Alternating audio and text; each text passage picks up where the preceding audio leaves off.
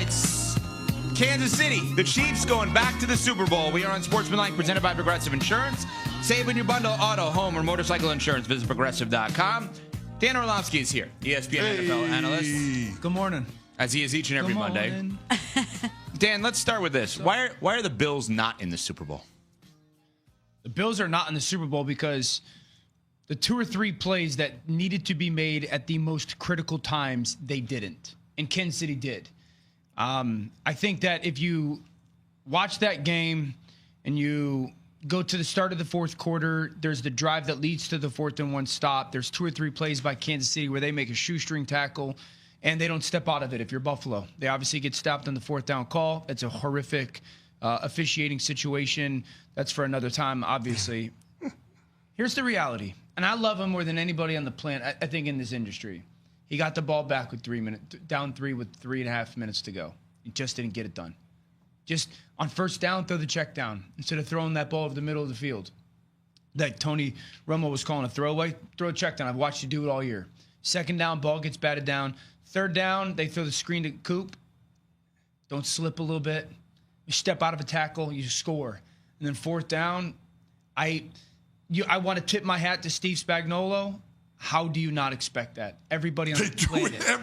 How about not passing 4 times? You didn't need to. You have 2:25 to go. Yes, I think 3 timeouts. I think in that moment, you're putting the ball in the best player on your team's hands. You know, and you're saying we're going to win it because of you, or we're going to lose it because you didn't get it done. And you're not trying to get a field goal either. You're trying to go win the football game. So I understand but what is a good run's going to get you to 2nd and 5. If he throws the check down on 1st down, Kincaid make a catch. You know, like 2 years in a row, 2 brutal drops for Josh Allen. So it's a lot of listen, for me, I think it's the most haunted organization and maybe player in the history of the NFL. Ooh. This place has gone to 4 straight Super Bowls and lost, and now they've lost 4 straight playoff games to the same guy. How do you bounce back from that? In the last 3 playoff losses, Patrick Mahomes versus Josh, Patrick's got 9 touchdowns. He's taken 4 sacks and 1 turnover. Josh has got 9 touchdowns. He's got 4 sacks and no turnovers. He's lost all 3 of them. How do you keep getting up? How do you keep getting up, man? Yeah, I mean, before last night, every team that's won the turnover battle has won the playoff game. And they won it again last night, right? Yeah, the Bills won. But I'm saying every team in the postseason, this postseason, that's won the turnover battle has won the game, except for the Buffalo Bills. And so, Dan, I guess the question now becomes, Josh Allen's 28 years old. You know, he's got a lot of runway. How did the Buffalo Bills change the result? I mean, they cleaned up the locker room this offseason. They moved on from Stephon Diggs, and team chemistry actually got a lot better. But you still have the same result in the second season. So how does it change for the Buffalo Bills? I get when you say he got a lot of runway. Do they? I mean, there's 28 but there's a old. mental part to this one of like, how many times can you go through this until it breaks you? Like you go through this until, because here's the thing too, CC, they did change this year. Yes. There was an organizational change this year of how they were going to play football, and Josh went through the whole process of how he was going to play football, and it was unbelievable, and it led to him again being in the MVP, and they were the cleanest offense in the game, and they led the NFL in takeaways, and it still wasn't good enough. It still wasn't good enough, and I don't know how they get past this, and I don't.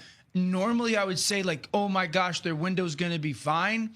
But there is a mental toll to this that is so hard that you just got to, at some point, you know, come April and May and then September, like, pull yourself back up and let's go do it again. That's hard, man. It's really, really hard. It is. And we've talked a lot about the Ravens getting over the hump, the Bills getting over the hump. At what point do we just look at 15 and say, you can't beat this guy? You can't. He's so good. You're not going to be able to beat him. Mount Everest. Yeah. That hump is that. It's like Pandora. The mountain's upside down. Here's my thing with it though, because we always give credit to Patrick, and rightfully so. This is organizational, like across the board. When there was a play to be made by a certain player in a certain role, they made it last night.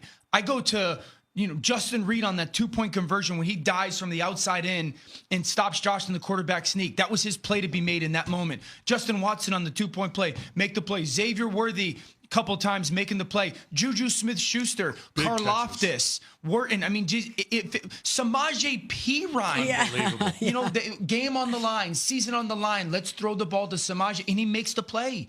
It's unbelievable to watch how this organization, at the moment that one person needs to go make that one play, they make it. And that's the difference.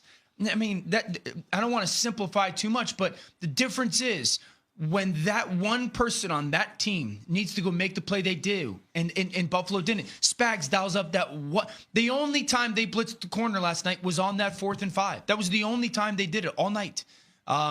So it's certainly Patrick, absolutely, but it is across the board, the organizational how they operate.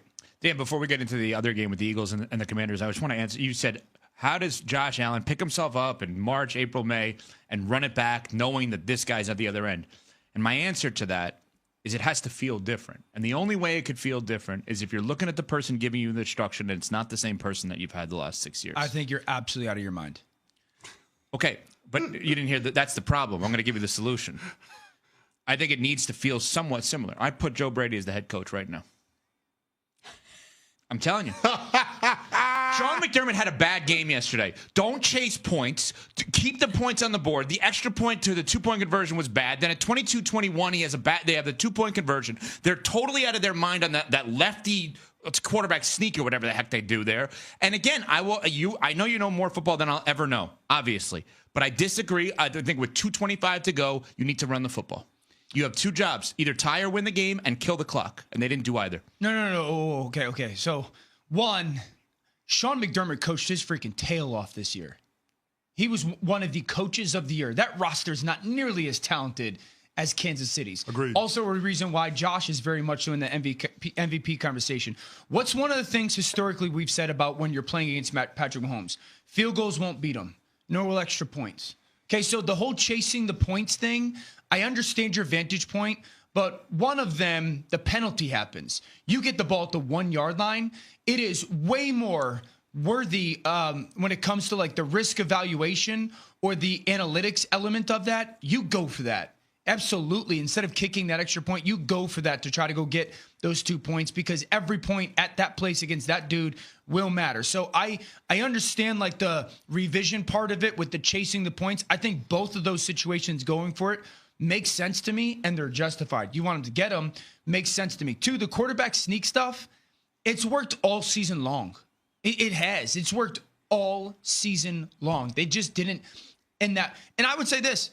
I think he got it on 4th down. I think it was clear he got it on 4th down. I think in the review it was clear he got it on 4th down. I think that's more of like a what are we doing as an officiating situation rather than why are we going for it. I thought the challenge with the Worthy catch was a worthy challenge as well because it was a huge moment. Those 30, 40 yards are huge. So running the football, here's where, again, I disagree with you is we're trying to go tie the game? No, trying to win it.